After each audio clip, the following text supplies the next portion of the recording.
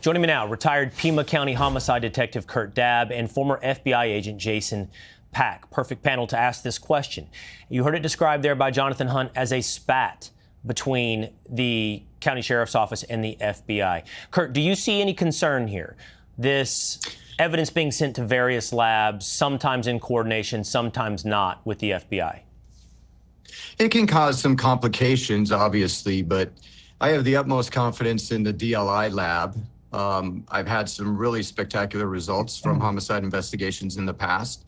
But suffice it to say, if the FBI can get the stuff done quicker and for free, why not use them? Also, DLI, the agencies that use DLI, they're based on contracts, and there's timeframes within those contracts for DNA to be completed.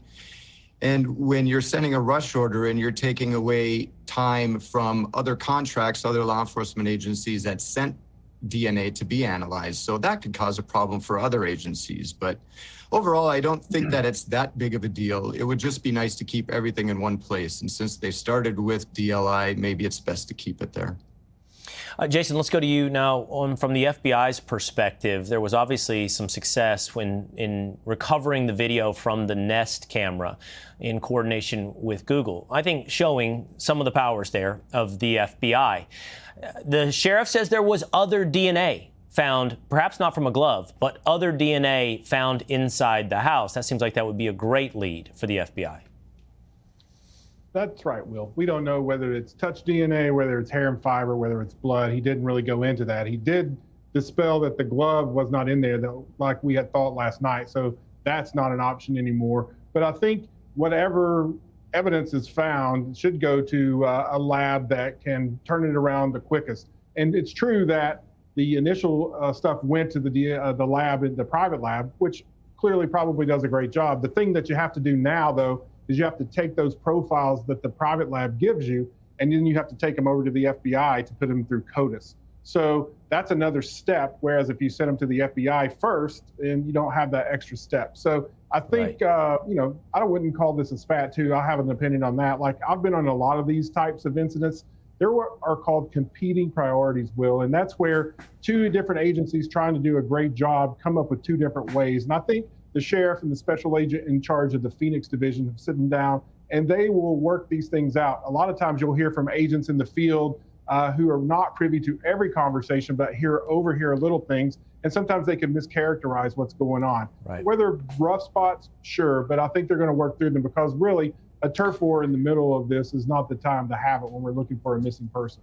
All right, stay with me, Jason. Stay with me, Kurt. I want to share with you both and the audience another Ring camera video that's been circulating. TMZ reports law enforcement is closely looking at a video of a man in Tucson with a goatee who approached a doorbell camera on January 23rd, 1 week before Nancy Guthrie was taken.